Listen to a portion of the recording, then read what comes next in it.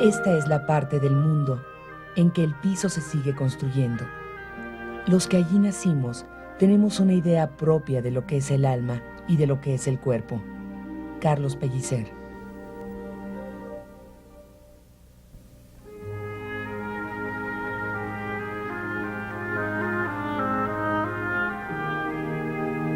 Lázaro Cárdenas palpó desde niño el tejido social del campo mexicano y distinguió en él después, ya como presidente de México, la fina trama de las culturas indígenas y sus valores rescatables. Los normalistas de esa primera época de los 30 fueron los que con sus esfuerzos colaboraron para reconstruir los salones, los corredores que tenían, ¿no? Y entonces ellos lo acondicionaron bien y empezó a funcionar la norma rural allí en los primeros años.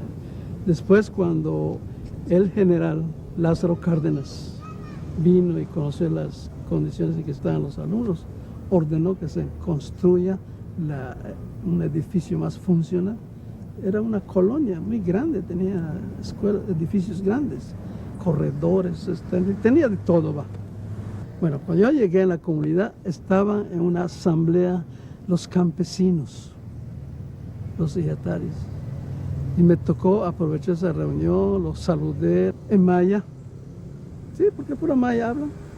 Yo les explicaba en maya, para que sepan de que yo voy a ser un maestro designado allá para ayudarlos, orientarlos en todo lo que fuera posible. Porque el maestro, saliendo desde Chacán, ya estamos preparados. ¿Qué es lo que vamos a hacer en la comunidad?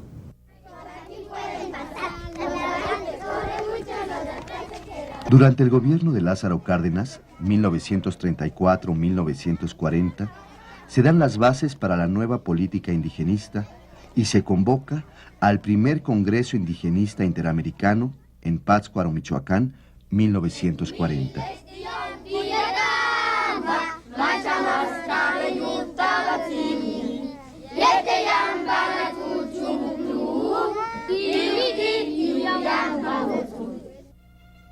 En él se propone respetar la dignidad del indio, su sensibilidad, sus intereses morales, manifestaciones de cultura, costumbres, creencias, hábitos, lenguaje y expresiones artísticas.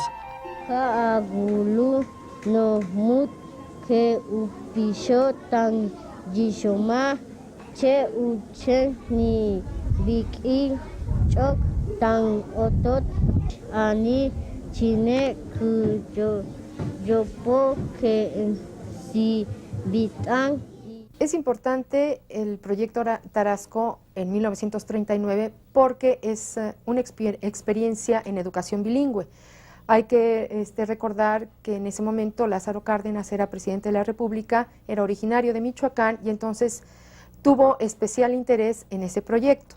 Entonces con esta experiencia se quiso continuar haciendo lo mismo, ¿no? De preparar a los que van a ser los futuros maestros de manera bilingüe a través de cartillas, ¿no? Pero resulta que se atendió el aspecto lingüístico, pero se descuidó el aspecto pedagógico.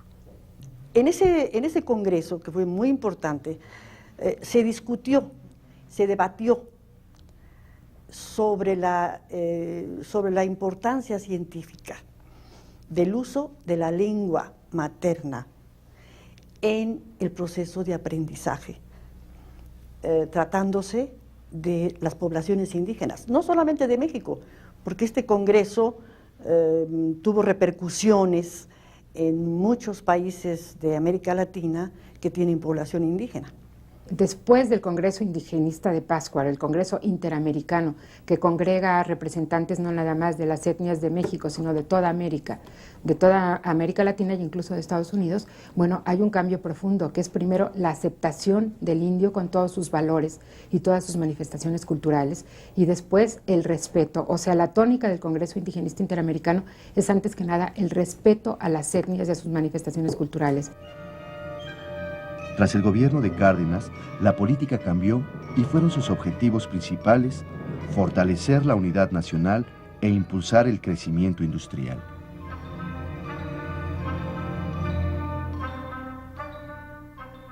Con el general Camacho, pues vieron un cambio terrible en las escuelas, ¿no? En primer lugar, yo lo sentí en la Escuela Normal Rural. Yo creo que me faltaban 2 años para terminar, cuando vino la nueva ley orgánica de la separación de hombres y mujeres, ¿entiendes? Porque era mixta la normal, en primer lugar. Después se implanta un nuevo sistema, un plan, un programa educativo nacional. Así es que ya los planes educativos rurales ya se dejaron por un lado. Y entonces, ¿y qué fue lo que produjo? Todos los estudiantes que entraban a ese Chagán después ya perdieron la mística del maestro rural. La Secretaría de Educación Pública continuó con su sistema de escuelas rurales federales en zonas indígenas e internados. Antropólogos y educadores inconformes con la falta de atención a los problemas de los indígenas y su educación, presentaron estudios y peticiones, y en el invierno de 1948, el gobierno de Miguel Alemán aprobó la creación del Instituto Nacional Indigenista. Se cumplió así el compromiso contraído por Cárdenas 8 años después. Los indígenas no participaron en su estructuración, solo aprobaron los programas y contribuyeron directamente a realizarlos cuando fue necesario. Vamos a estudiar el libro. Pues se empiezan a buscar maneras de acercarse a los indios, y una de estas maneras de acercarse a los indios fueron, desde luego, los congresos indigenistas regionales. Hay varios congresos indigenistas regionales que se llevan a cabo en las regiones más necesitadas o las regiones más pobres, aquellas donde realmente los indios estaban sometidos a mayor explotación o estaban más desprotegidos y tenían condiciones de vida pues mucho más precarias.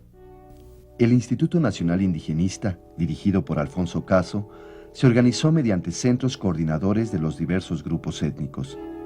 Sus 2 primeros centros coordinadores se ubicaron en Chiapas, atendiendo a la pluralidad lingüística y cultural de la región, y en la Sierra Tarahumara, porque sus habitantes manifestaban una conciencia de grupo a través de sus creencias, costumbres, tradiciones y lengua. En Chiapas se llevó a cabo la experiencia pionera del INI. Los problemas educativos que se manifestaron en los 2 centros iniciales fueron múltiples. En Chiapas, por ejemplo, la diversidad de lenguas, la carencia de material didáctico, por lo que se recurrió a las cartillas bilingües del Instituto Lingüístico de Verano, al Teatro Guiñol y a las dramatizaciones. Está usted escuchando la voz de los hermanos mayas, que transmite con 10 watts de potencia. Para el Instituto Nacional Indigenista fue un avance para una de sus secciones, de educar al personal indígena. Para las comunidades fue un avance, porque anteriormente solamente habían escuelas de concentración que tenían oportunidades alumnos ya grandes. Al tomar interés en este aspecto, las comunidades pequeñas ya tuvieron su maestro. Entonces fue un avance para la comunidad. Al iniciar yo a trabajar, solamente contaba con los estudios de la primaria terminada. Ingresé entonces en el Instituto Nacional Indigenista, Centro Coordinador de Tlaxiaco, a través de su sección de educación, donde nos dieron solamente una capacitación de 2 meses. En aquel entonces contrataron promotores culturales y maestros bilingües. Los promotores culturales teníamos que atender niños de preescolar, es decir, niños de 4, 5, 6 años antes de que ingresaran a la primaria para facilitar el trabajo del maestro de primaria. Trabajé 43 años, 10 como maestro rural, 33 años en el Instituto Nacional Indigenista, iniciándome en el indigenismo en San Cristóbal, Las Casas, Chiapas, con los celtales y tzotzilis. Hablábamos del material didáctico y ahí se inició el programa con cartillas bilingües, tanto en celtal como en tzotzil, y otros impresos en lenguas indígenas como la carreta y otros textos elaborados por el lingüista Xoades. Se enfrentó también el INI en Chiapas con la injusticia social. Si los hijos de nuestros mozos, decían los patrones, llegaran a saber leer y escribir, con el tiempo ya no tendremos gente que trabaje en nuestras tierras. Los maestros llegaron a recibir amenazas de muerte. En los primeros centros coordinadores indigenistas se manifestaron deficiencias en los maestros y se determinó hacer una selección más rigurosa y una capacitación más adecuada a los promotores. A pesar de todos los obstáculos, hubo cierto progreso en la educación indígena. Se multiplicaron las escuelas, se empleó a jóvenes de los internados. En la Tarahumara se intentaron escuelas albergues para disminuir el ausentismo.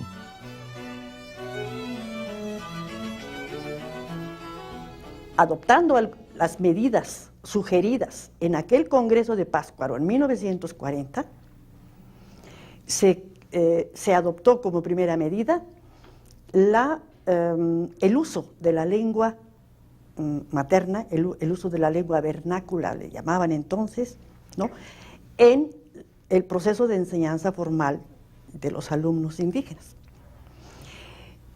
Y una medida más, el reclutamiento de promotores culturales provenientes de las propias comunidades donde se trabajaba. Sí se daba una preparación a quienes iban a trabajarlas, pero el requisito es que fueran hablantes de la lengua, ¿no? Entonces volvíamos nuevamente al mismo problema, ¿no?, que no tenían una preparación pedagógica.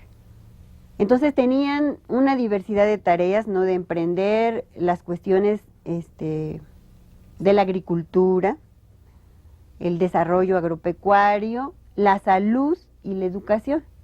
Sí, decía que con la llegada del Instituto Nacional Indigenista hay un esfuerzo y logros importantes de cierta apertura para entender la cultura, para adaptar la educación a la cultura. Y creo que desgraciadamente se queda más bien a nivel de la dirección del Instituto Nacional Indigenista. Y en las bases queda más bien este choque que vino con la educación católica en el tiempo de el cardenismo, sobre todo, pues, ¿no? Y que queda ahí como una secuela que hasta la fecha tiene colas que no tienen razón de ser ya, ¿verdad? No obstante algunos resultados positivos del Instituto Nacional Indigenista que se apreciaban en el desarrollo de las comunidades, este no recibió el apoyo de la Secretaría de Educación Pública. Siguió practicándose la enseñanza en español dentro de las comunidades indígenas. Urgía cada vez más una coordinación entre la SEP y el INI.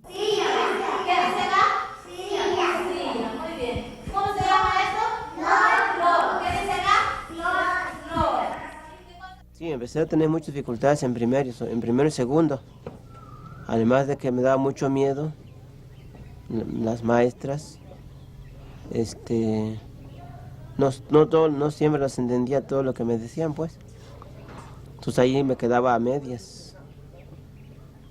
Y así lo fue un poco superando hasta sexto. Hasta sexto más o menos ya empecé a entender las lecturas, a platicar más en español. Pues entre quinto y sexto ya empezaba un poco la competencia entre los compañeros, ¿no? Competían mucho en matemáticas, en lectura rápido, nos pasaban ahí enfrente del maestro y entonces quién leía más rápido. Y muchos nos aprendíamos de memoria. Como era de ganar quién leía más palabras por minuto, pues ahí lo que nos aprendíamos era la lectura de memoria, más que entender. Muchas palabras no se entendían y no nos preocupábamos en buscar, ¿no?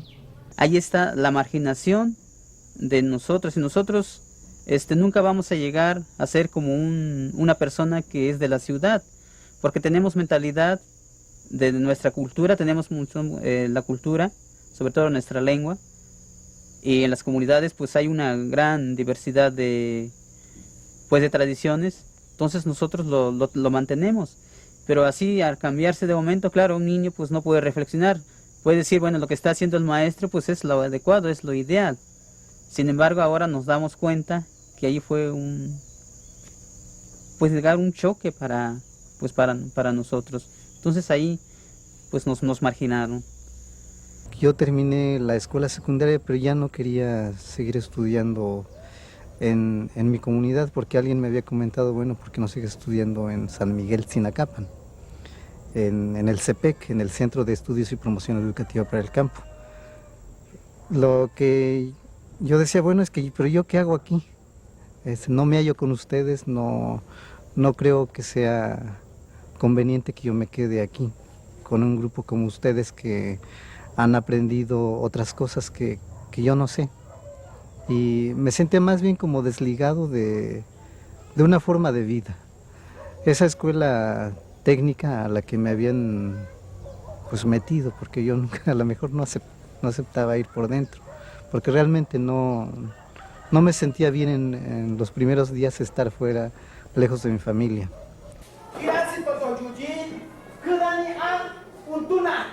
En 1963 fue reconocido oficialmente el proyecto del INI por Jaime Torres Bodet, secretario de Educación Pública. Jaime Torres Bodet unificó el método de enseñanza para las escuelas de población indígena.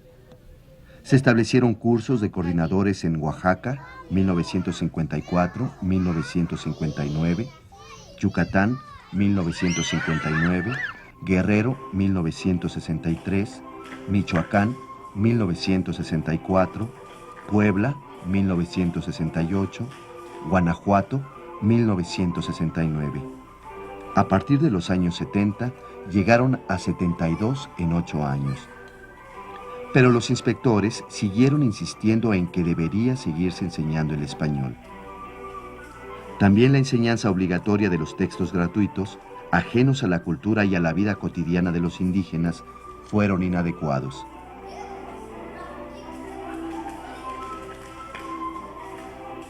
Los nuevos promotores, con preparación superior, carecían del ascendiente, la dedicación y el deseo de servir a la comunidad.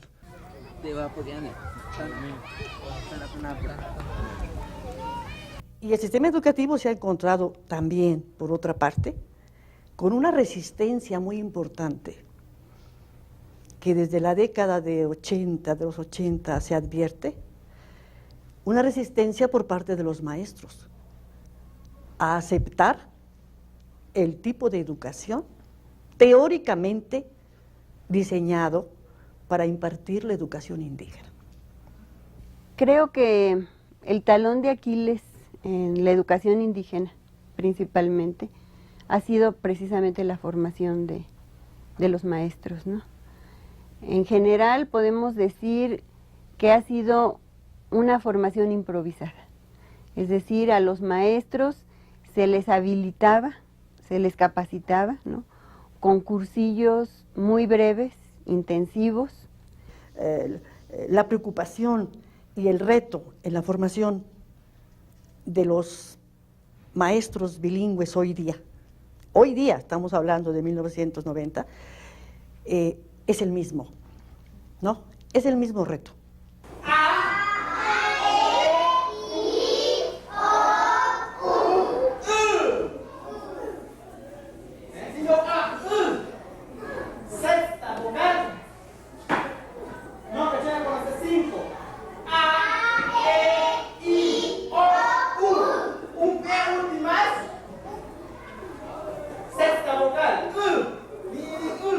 Porque nos da una pauta de cómo vamos a entrar en frente con los alumnos.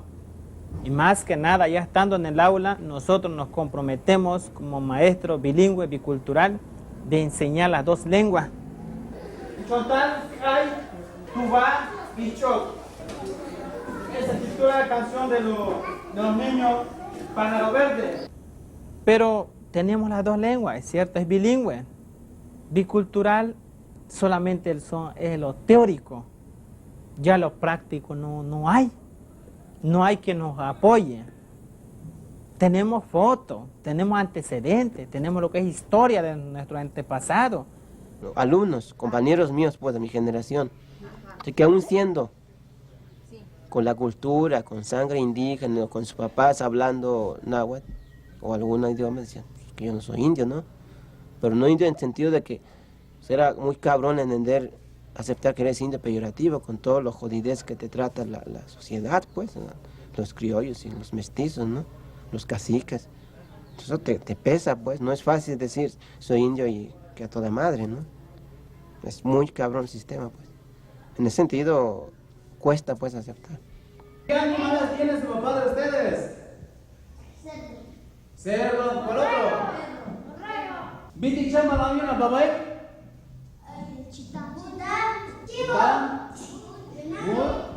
Nuevos proyectos, con la introducción del sistema Montessori, por ejemplo, tratan de implantarse en las escuelas indígenas. Nuevas técnicas de comunicación con la comunidad. El respeto a otras formas de cultura, la comprensión de sus valores, siempre serán los principios del diálogo educativo.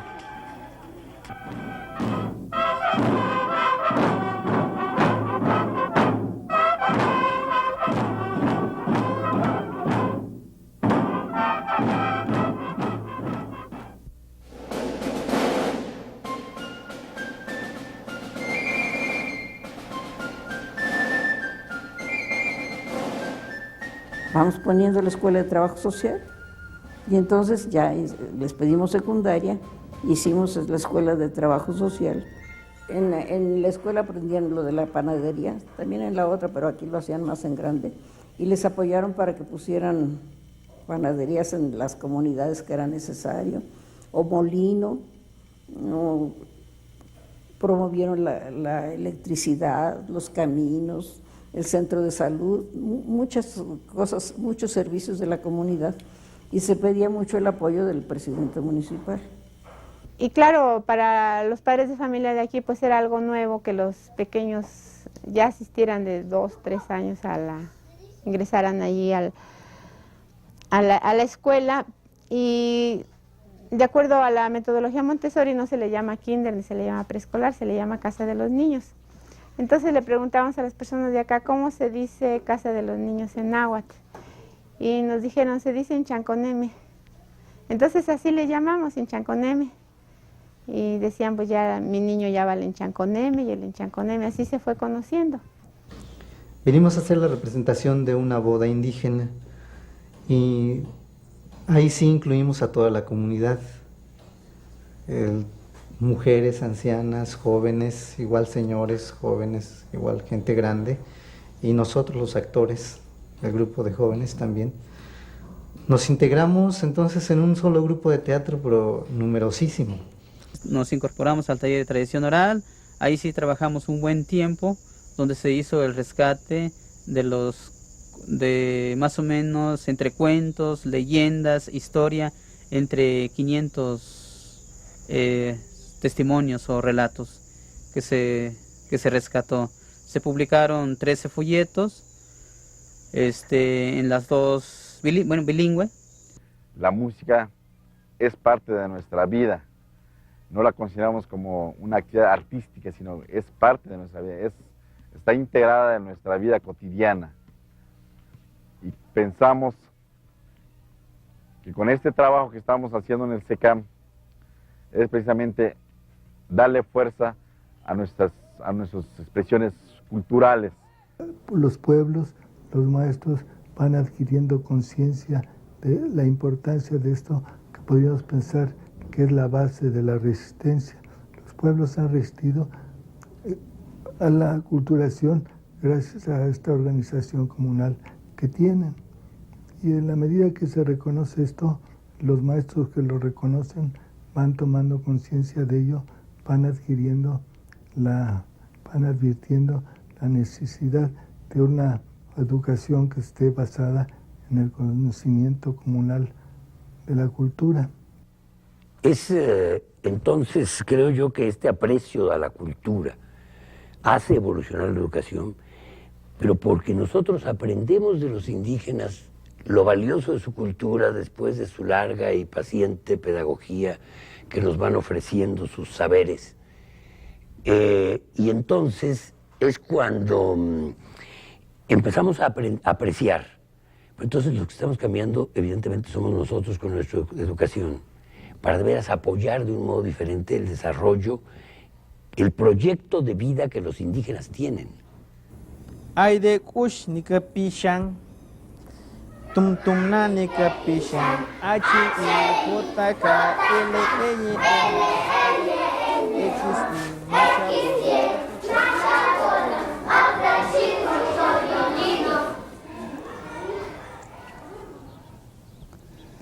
Me nació así de ser maestro desde que mi papá me llevó a una escuela y que vi pues que un maestro pues hacía muchas cosas y que trabaja pues por los demás, sino que no nomás para su persona, sino que ayuda a los demás. Entonces desde esa vez me nació la inquietud de apoyar a mi propia gente y de enseñarles pues.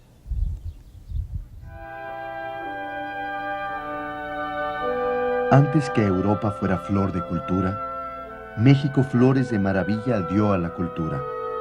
No, trajeron su cultura, no la cultura, aquellos que por áurea ambición destruyeron lo antiguo aquí, que florecía maravillosamente. Carlos Pellicer.